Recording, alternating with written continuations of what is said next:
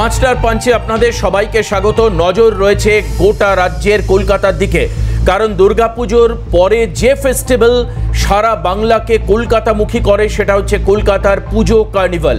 এই কার্নিভালে এবার তথ্য বলছে 106টি পুজো কমিটি অংশ নেবে, আর সেদিকে আমাদের নজর থাকবে। ইটালিয়ান অলিভ অয়েল আর ভেষজের গুণে সমৃদ্ধ Jack olive oil body oil. নির্ধারিত সূচি অনুযায়ী আগামীকাল মেজা ফেস্টিভ্যাল পুজোর কার্নিভাল শহর কলকাতায় রেড রোডে আয়োজিত হবে অনুষ্ঠান, যেখানে প্রায় 20,000 দেশি এবং বিদেশি নাগরিক তারা উপস্থিত থাকবেন।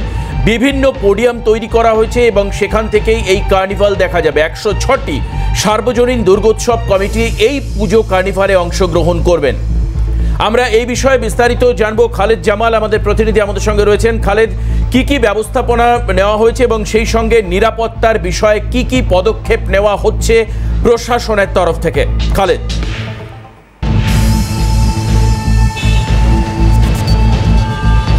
একেবারে দেবাশিস, প্রথমেই তোমাকে রেড রোড যে একেবারে আলোয় রসনাই, একেবারে রৌশন, সেই ছবিটা তোমাকে দেখাবো।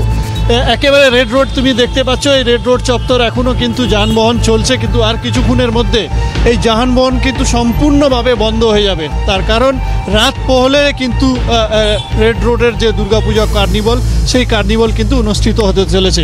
তোমাকে এই মুহূর্তে যে ছবিটা দেখাচ্ছি, যেখানে মূল মঞ্চ, সেই মূল মঞ্চে মুখ্যমন্ত্রী বিরাজমান হবেন, মুখ্যমন্ত্রী থাকবেন। সেই মূল মঞ্চের একেবারে লাস্ট টাচ, অর্থাৎ শেষ মুহূর্তে প্রস্তুতি কিন্তু এই মুহূর্তে চলছে।